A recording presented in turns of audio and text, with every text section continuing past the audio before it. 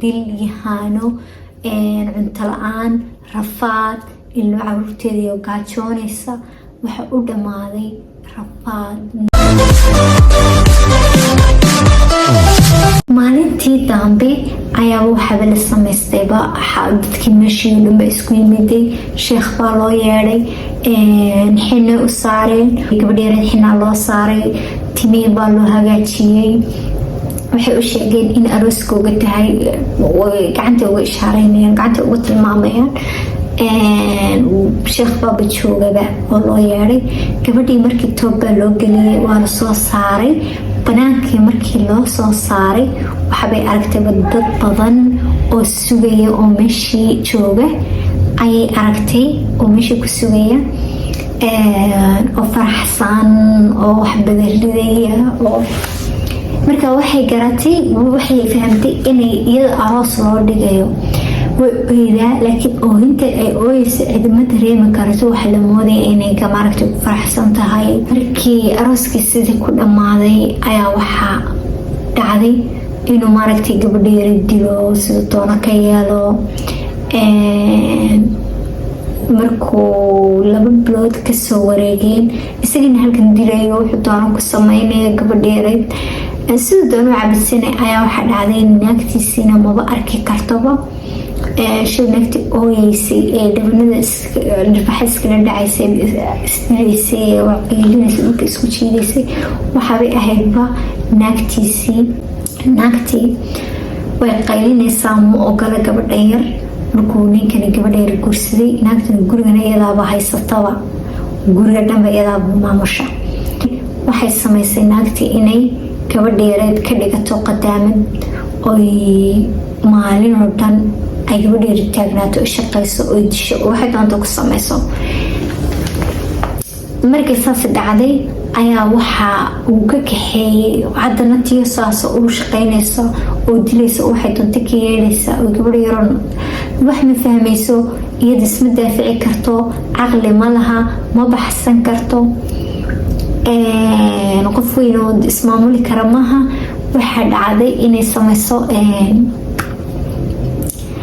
waxaa dhacday inuu sameeyey naagtiis markii diida tiri lama noolaanayso in la kaxeeyo gabadha yareed oo u geeyo guriga walaashii markuu geeyey ayaa gabadha yareed waxay ku nooleed meeshaas 2 sano gurigii isaga walaashii. markay 2 sano ku nooleed gurigii walaashii ayaa waxay dhashay Faatuma gabadh bay dhashay ayay amal u bixisay. gabadha yareed markay dhashay ayuu haddana 2 sano markay halkaa joogtay ayuu kasoo kaxeeyey. markuu kasoo kaxeeyey sidii markii hore lagu hayay tukad daran baa lagu sameeyey. waxaa dhacday inay cuntadii u diido inay disho oo si xun u disho oo sidii hore ka daran. ninkuu arkayaa ninka iyada qabo wuu arkayaa isaga hooyadii way arkaysaa dadkoo dhan way arkayaan wax ka celinaya iyo wax hadlaya malaha. naagtani guriga dhanba iyada korka ka haysata iyada naagtani guriga dhanba maamusha.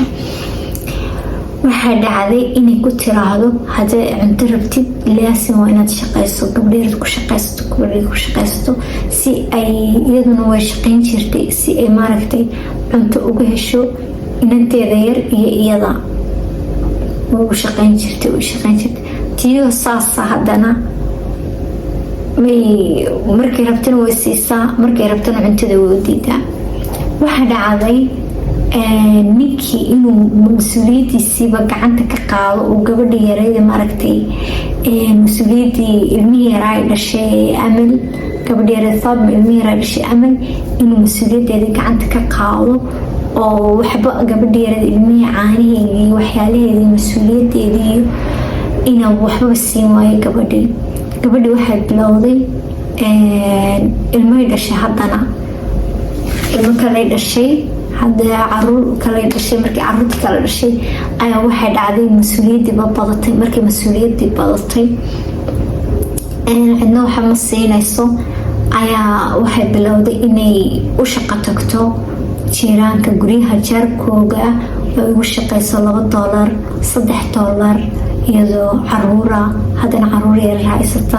ninkiina inuu usoo hoydo mooyaane ilmo ka dhale mooyaane wax alle wuxuu ugu filayahay ma jirto dil yahaano cunto la-aan rafaad ilmo caruurteedii oo gaajoonaysa waxa u dhammaaday rafaad nolol aan laga sheekeyn karin gabadhi yarayd 5 sano kabacdi waxay baratay afkii waxyaalahaas oo sas iskaga shaqaysan jirtay halkiiba iskaga nooleed nolol silico adag maalinbaa waxay tagtay 12 sano kabacdi ayaa tiyo Bakistaanid iska noqotay ma baxsan karto waayo meesha xadkay ku taala xataa maragtay dowladan Pakistan ma xukuntaa laakiin dadkan waa dad hubeysan meesha cid ma geli karto markasta dowladda islaayaan xuduudkana way ku yaalaan iyagaba laga baqanaya waa dad hubeysan markasta dagaal lamaya xagga hindiyana raacsan oo hindi iyo Pakistan iska dhaleen waxaa dhacday ma baxsan karto midalaad markay meesha timiday waxa ku timiday sacab ay ku timiday yani maba garanaysaba meeshii soo martay waxaa lagu yimiday dameer iyo gaari xataa kuma iman dameer bay soo raaceen dameer bay ku yimaadeen suuq ay waxa jiray suuq ay alaabta ka doonan jirtay markay wax yar lacag yar urursatay ilmaha yar wax usoo iibsan jirtay alaab yar iyo waxyaalaha u baahan yihiin daruuriyaadka ay doonatay markay u doonatay ayaa waxa dhacday inay la hadlaan inay aragto dad ku hadlaya luqad carabiya way istaagtay way ku dhawaatay markay ku dhawaatay wiilashii hadlayaan ku hadlayay aragtay haddana waxay ku hadlayaan lahjad Sacuudiga ku hadlayaan nimankii markay ku hadlayaan lahjad Sacuudiga ay ku dhawaatay way salaantay markay salaantay ee la hadashay ay ku yiraahdeen waa markii noogu horeysan aragno Pakistaaniyad saa ugu hadlaysa carabiya markaasay u sheegtay inaanay Pakistaaniyad ahayn oo Sacuudiyad tahay oo gabadh la soo xaday tahay oo xaaladeedii oo dhan looga sheekaysay iyo say wax u dhaceen inay la soo xaday oo sheekadii oo dhan bay uga sheekaysay marka sheekadii oo dhan uga sheekaysay ay rumaysan waayeen markaasuu ku yidhi madii ma haysataa wax cadayna warqad iyo wax markaasay ku tiri ma haysto waxaan haystaa warqad maalintii maaragtay aan kasoo dhoofay Sacuudiga maalintii aan kasoo dhoofay Sacuudiga inaan